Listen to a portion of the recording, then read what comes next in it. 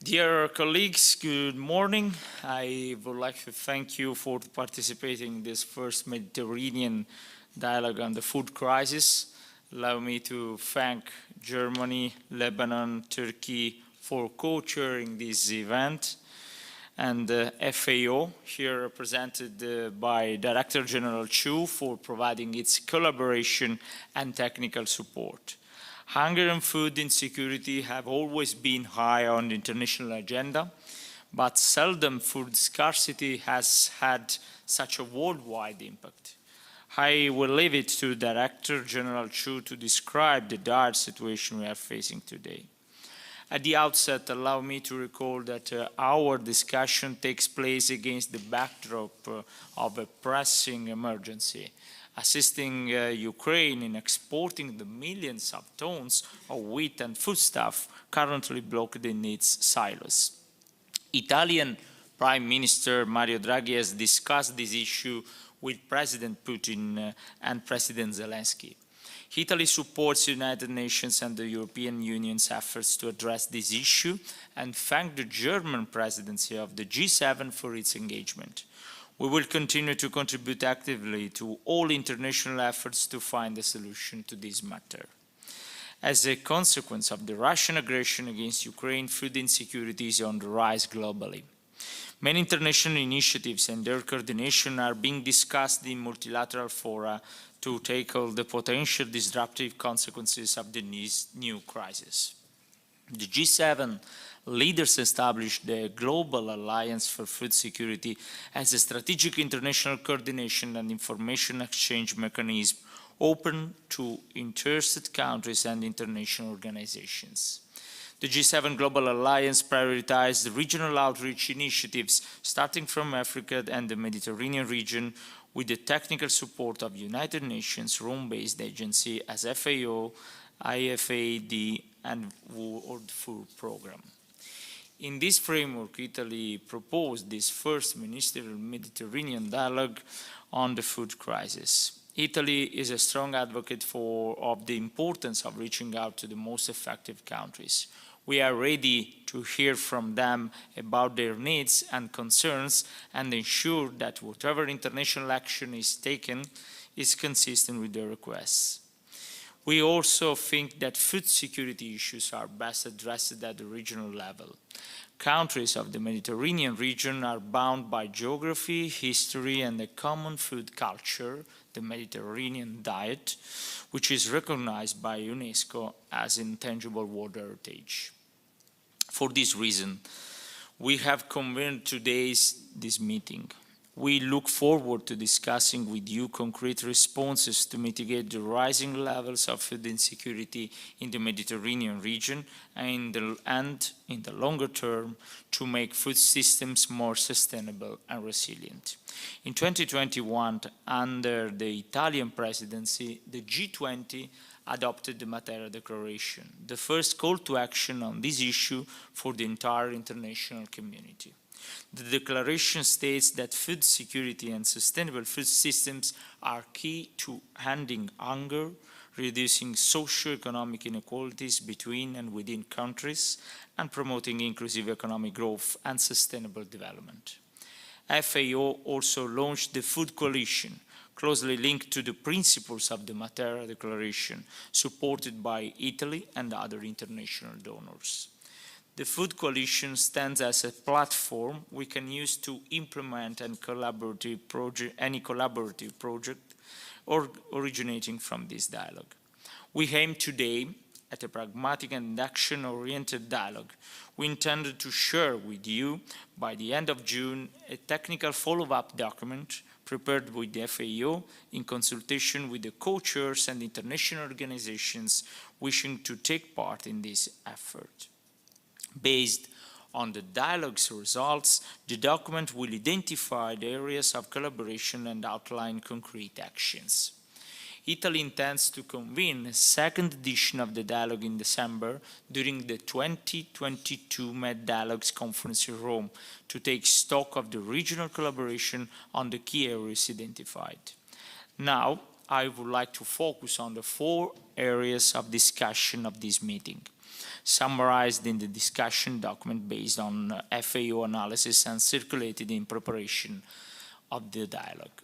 The first area is the FAO proposal of a Mediterranean food import financing facility aimed at limiting the financial impact of import costs of food on the most vulnerable countries. We will hear more about this shortly from Director General Chu. Second, reducing food loss and waste. This is a very serious problem involving from 16 to 20% of food production and tens of millions of tons of food each year in the Mediterranean region. Italy hosts important study centers and can significantly contribute to the development and implementation of national strategies for reducing agricultural losses and waste. Third, promoting a better use of fertilizers. The conflict has strongly affected the availability of these products. The challenge for countries dependent on their import is twofold. Ensure a more efficient use of available fertilizers and improve fertilizers' use efficiency and production through technology and research. Fourth, boosting research and innovation. Innovation across the food system chain will increase resilience and help tackle climate change and biodiversity loss. More can be done in this field by optimizing the use of water, soil, energy and fertilizers and by developing advanced technologies. To conclude, international challenges need multilateral responses.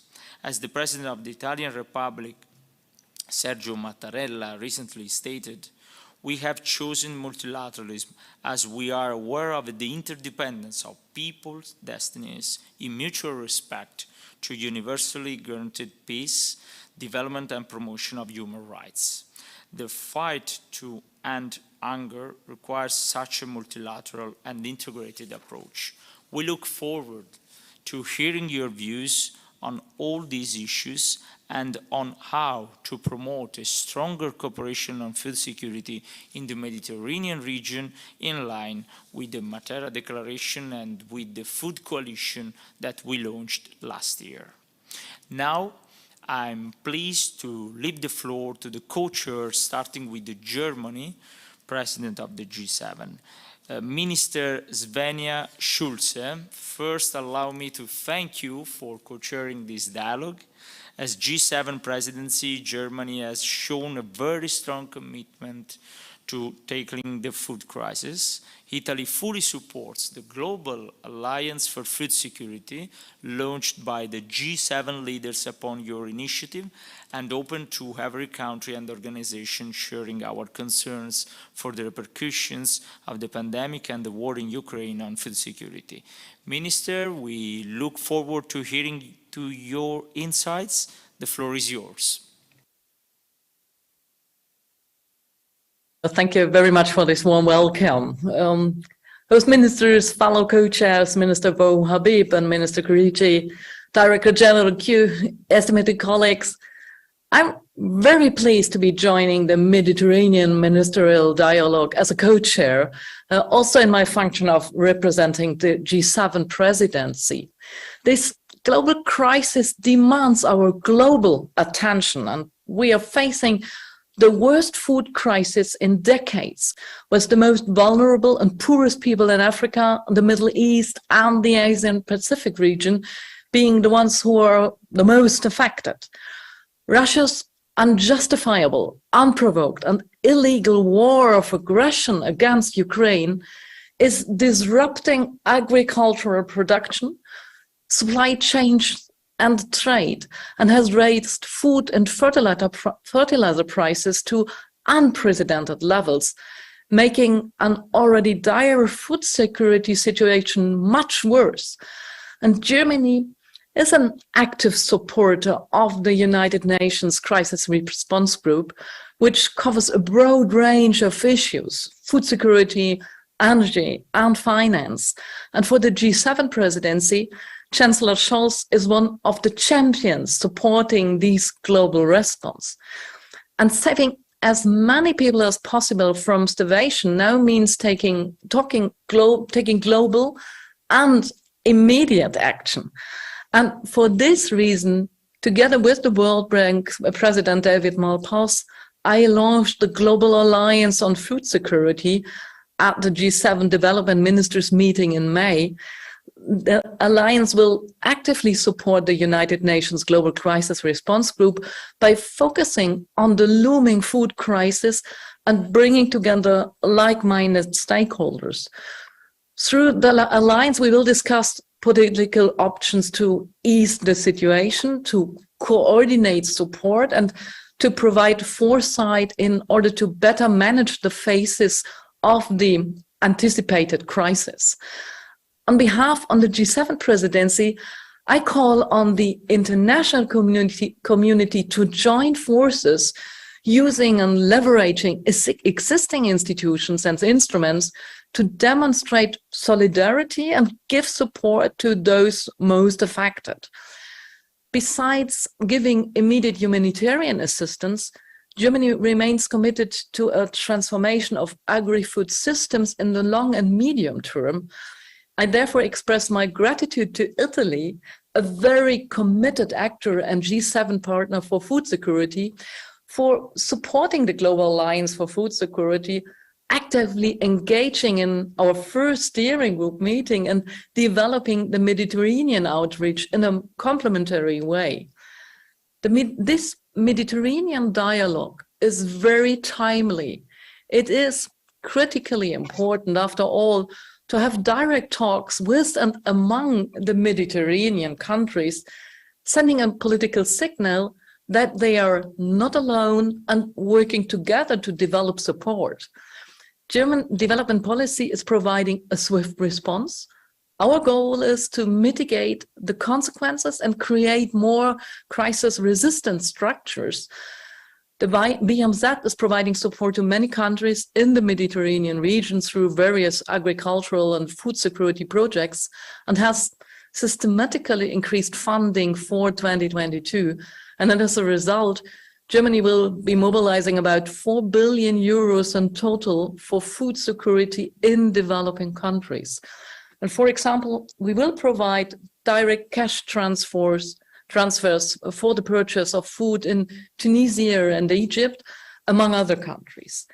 In Lebanon, local value chains have been strengthened to improve food security and will be further strengthened in the future. In the Palestinian territories, we are working through German Development Cooperation to increase water availability and promote more efficient water use for the rural population. In this connection, all of the 4 deliverables of collaboration proposed by you for the Mediterranean dialogue, sorry. Please close the mic. Yes. Thank you very much. So, all of the 4 deliverables of collaboration proposed by you for the Mediterranean dialogue have been very well received by the participants of the Global Alliance on Food Security, and I assure you that they match well with the agenda. With regard to the 4 deliverables, in very short, I took note of your initial proposal for food important financing facility and welcome the general idea. I do look forward to receive further suggestions on some open questions to make sure that this facility contributes to the current crisis as well as our long-term efforts regarding food security. Through German Development Cooperation, we are already doing work on aspects of food loss and waste, and better and sustainable use of fertilizers is already part of many of our programs, and we will be making further investments in this area. Last but not least, my ministry is a very strong donor for the International Agriculture Research System and has an explicit innovation agenda regarding the food and agricultural systems. So thank you very much for your attention. I look forward to close cooperation in future on food security. Thank you very much. Pass back to Maio. Thank you very much, dear Minister, for your appreciated contribution. And I'm now pleased to pass the floor to Lebanon, represented by the Minister Bouhabib, Also co-chairing this meeting. Lebanon, as a country highly affected by the recent crisis, has been very active at the multilateral level, notably by promoting the State of Global Food Insecurity resolution within the United Nations General Assembly. We intend to work together to mitigate further consequences of the current economic tensions on food markets and supply chains. Therefore, your contribution to the discussion as a co-chair will be of crucial importance. Minister, I give you the floor, please. Thank you very much, Mr. Minister. And Mr. Chair and other colleagues, thank you. I'd like to thank the Minister especially and his colleagues at the Foreign Ministry for organizing this meeting. It is, in fact, a very timely meeting. I'm very pleased to address this highly important Mediterranean Forum on food security today, especially that the whole world is struggling to secure the regular flow of basic food items. The food security crisis, a consequence of the war in Ukraine, among other things, affected most countries around the globe, especially the developing nations, including my country, Lebanon. As you all probably know, Lebanon is currently facing the most devastating economic crisis in its history. A crisis exacerbated, if not caused, by the presence of about 2 million displaced Syrians and Palestinian refugees, a number that makes up nearly half of its overall population.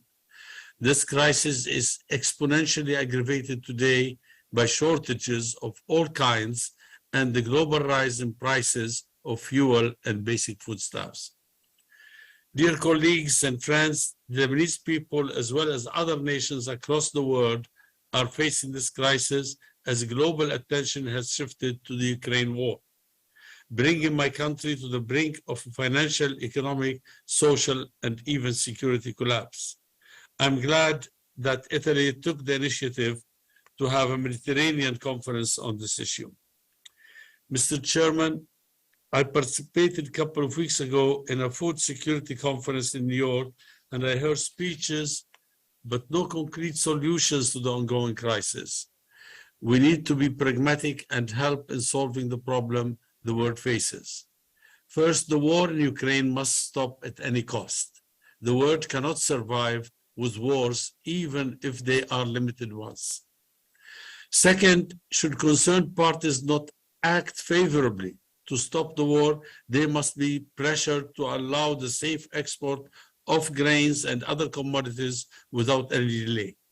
The world cannot continue to be at the mercy of military crisis in Europe or other regions of the world. Third, as Lebanon is burdened by more than 2 million refugees and displaced people, the international community is mainly helping by providing funds for consumption and very, very little help for investments in infrastructure, human resources, and production. That is, we react to world crisis by raising funds to keep refugees dependent on the international community instead of investing in them and help in making them independent. Fourth, and last, I am delighted that the UN Special Envoy to Syria, Mr. Geir Pedersen, is changing the course of dealing with this issue and coordinating with Syrian authorities to improve the living conditions in rural Syria and facilitate the return of displaced Syrians in Lebanon, Jordan, and Turkey. I would suggest that Mr. Pedersen also move to encourage Syrians to grow wheat and other cereals, for Syria's land is very fertile and can, if assisted properly, supply grain to neighboring countries. Needless to say, the Bekaa Valley in Lebanon can also meet most of the grain needs in my country with FAO and IFAD's technical and financial assistance.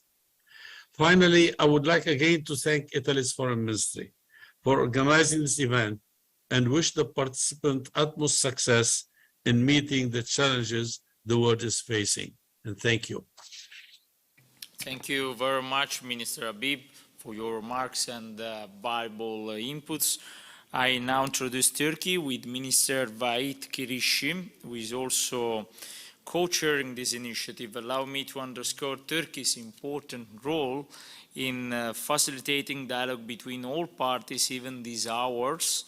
As key partner within G20, we worked together last year for the adoption of the Matera Declaration on Food Security and Sustainable Food Systems, a milestone document on these issues and a point of reference for our joint efforts in dealing with the new threats to food security worldwide.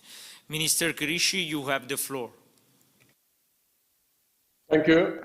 Dear ministers, representatives of international organizations, dear participants, it is my pleasure to address this honorable audience on the occasion of the Ministerial Mediterranean Dialogue on Food Security Crisis. First of all, please allow me to express my appreciation to the government of Italy for organizing this important event.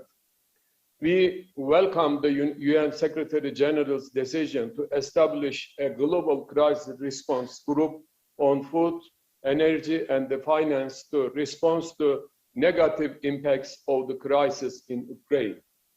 I sincerely believe that Ministerial Mediterranean Dialogue will give momentum to the commitments of the Matera Declaration.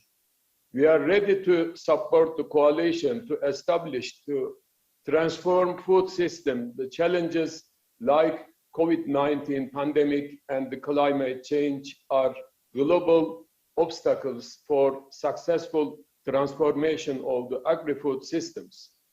Also, studies show us that in order to meet the food needs of the growing world population, we have to increase food production by at least 60% compared to the current amount. And the latest UN reports set 4 urgent actions under global solidarity for more resilient food systems. However, conflict between Russia and Ukraine has worsened the situation, and the pressure on food value chains in Ukraine has led to an increase in food security challenges.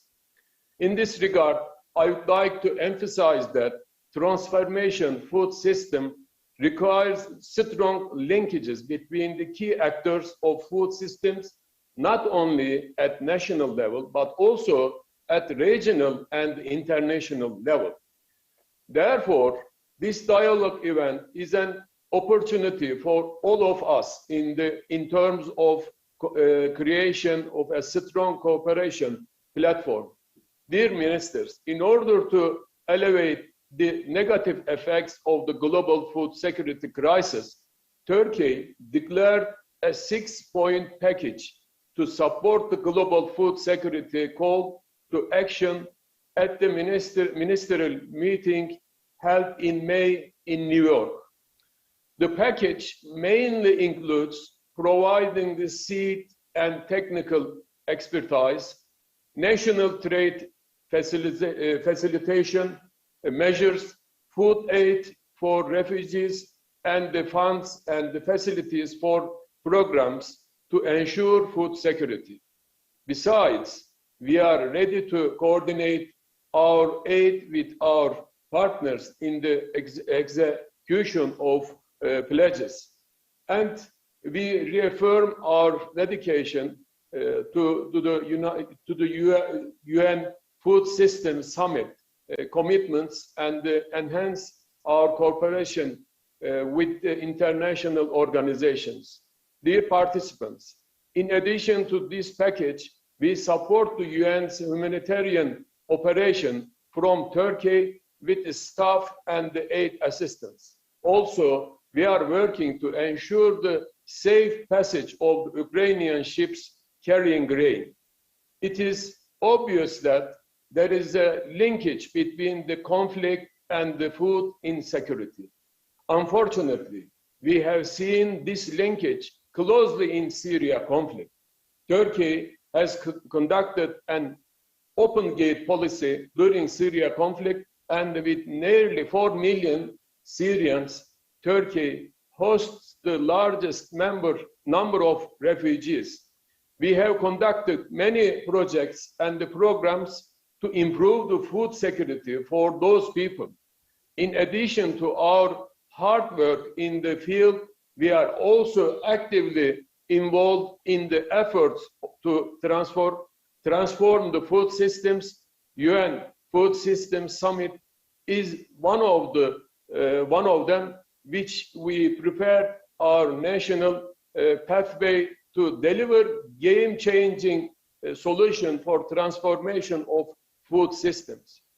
Our national pathway is designed to contribute to SDGs and our visions is always no one left behind. Besides, the two important regional initiatives which are based on Black Sea and the Central Asia regions, with the lead of Turkey, we aim to identify key impediments to food security at national and regional levels. These two centers will have important roles in the implementation process of national pathway. Also, the Turkey, in collaboration with FAO, contributes to food security from Central Asia to Balkans, from Africa to Caucasus, and beyond through FAO-Turkey partnership programs. These programs focus on the thematic areas such as food security and nutrition, rural development, protection and management of natural resources, food safety, and forestry. Dear participants, in order to enhance our efforts to transform food systems, last year we launched a campaign, namely Save Your Food, in cooperation with FAO. It is known that 1/3 of food production is lost or wasted each year.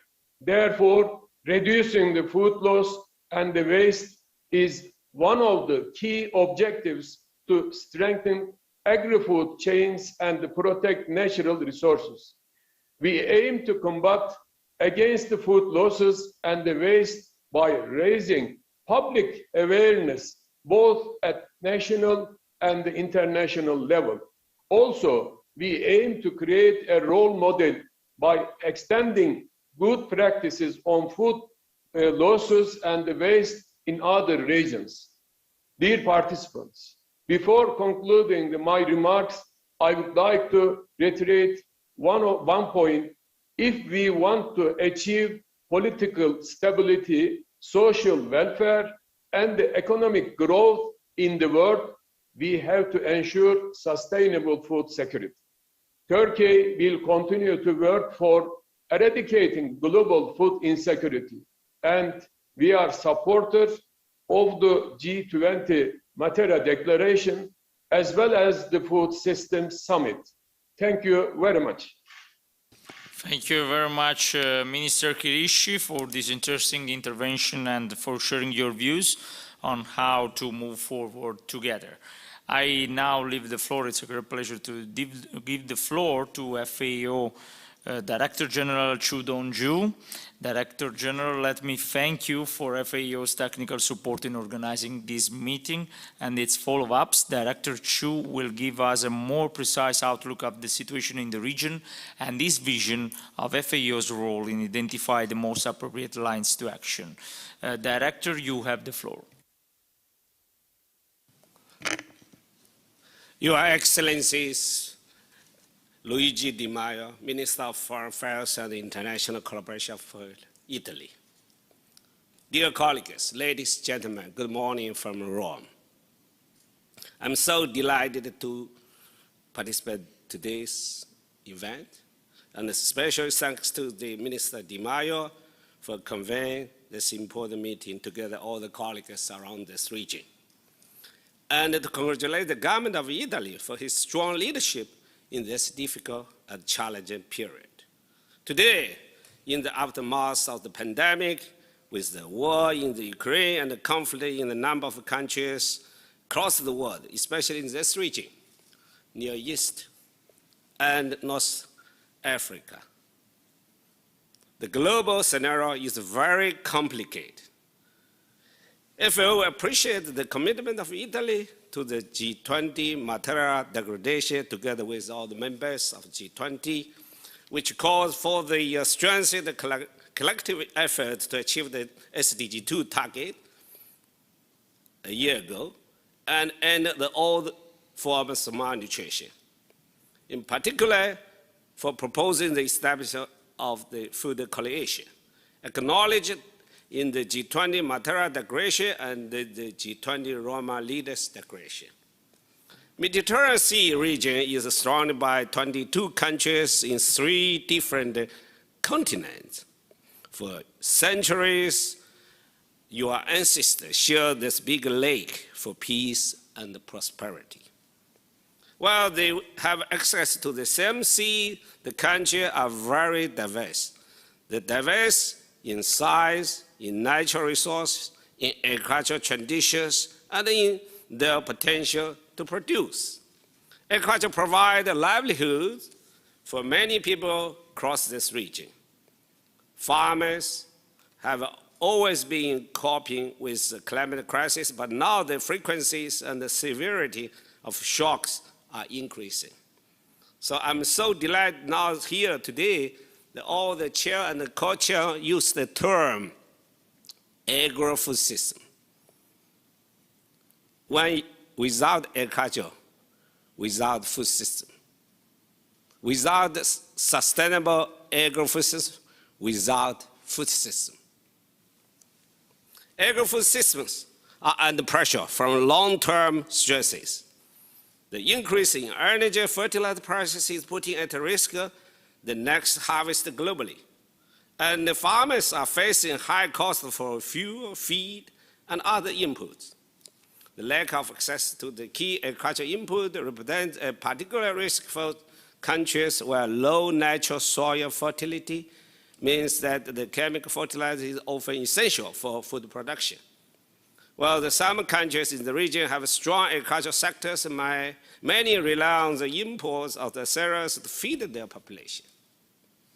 Even prior to the war in Ukraine, most countries in the region had shown an increased food import trend to meet the domestic consumption needs.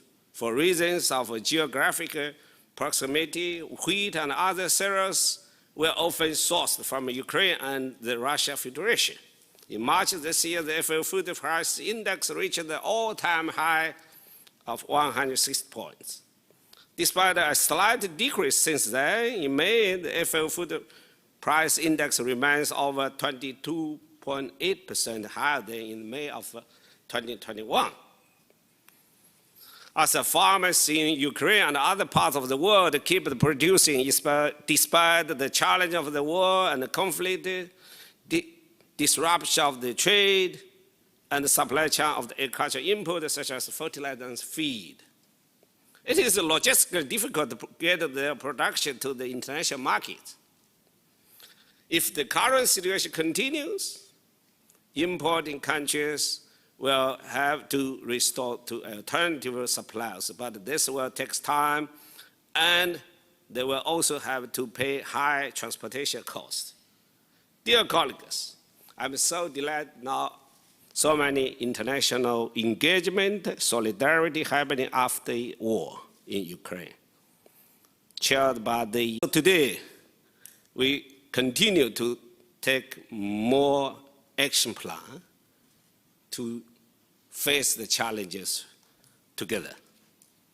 Ownership, actions, and the deliverable are key. So for the short term, during the G20 Minister of Financial, FAO, based on our professional assessment, we propose have a food import facility initiative. But you, as a member, our international financial institution should take the ownership and with action plan for the emergency call. Second, ownership by the regions and the members. We should work together based on the professional scientific analysis for the short term, mid-term, and the long term. As mentioned by the Minister Di Maio today, we also have here to discuss 4 critical areas of working planning, or priority areas, we should say, that will allow us to address the current challenges as well as to accelerate the transformation required. Nowadays, we have a common language now, transformation of agriculture for more efficiency, more inclusive, more resilient, and more sustainable for better production, better nutrition, a better environment, a better life, leaving no one behind. So agriculture system started with a better production. So we must invest in the countries most in need that are severely affected by the increase in food prices, especially hand-in-hand the initiative countries, which are the most vulnerable members in FAO, about 53 members, namely small island state, developing state, landlocked developing countries, and least developing countries, and some conflict countries, top 10 hotspots, like the Foreign Minister of Turkey. Because for me, it's easier to remember Turkey, because we translate from your name to Chinese, best your own original pronunciation, Turkey. And also the Greek, also Hila. We didn't say the Greek. So Turkey, and you mentioned that. Also, we had a lot of work together to support the hotspots conflict countries in this sub-region. And we must invest that more timely, more efficient, more effectively. Second, we must reduce the food loss and waste. That's a G20 declaration already get the fully consensus, and a lot of action follow-up, not only in the developed nations, also developing countries. That's food loss and waste is the most potential area to improve. Currently, the high amount of the food loss and waste could feed around 1.26 billion people per year, and results in a huge negative impact on the environment. If we reduce the food loss and waste by 50%, and there would be sufficient fruit and vegetables available in the food supply to cover the recommended amount of the 400 grams per person per day. The third, we need to ensure the better and more efficient use of available natural resources, especially in this sub-region. Now, water, resources, and fertilizer.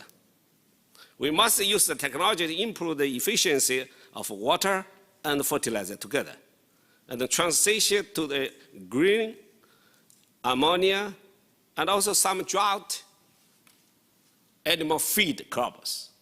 By my knowledge, alfalfa will be very good. It's drought tolerance, water efficiency, animal high protein content of animal feed crops. You can grow in one season and leave it about 5 to 10 years. So you can harvest with a proper management of water and fertilizer, with a great potential for the Mediterranean countries. This work could be supported by the fast implementation of detailed soil mapping, and that will support the most vulnerable countries to use their fertilizers and water more efficiently. Last but not least, a key accelerator to all this point is the importance of innovation, science, and research. So I'm so delighted all the donors support that. And if we are going to have 2 thematic strategies next council, next week, on the climate change one and on science and innovation.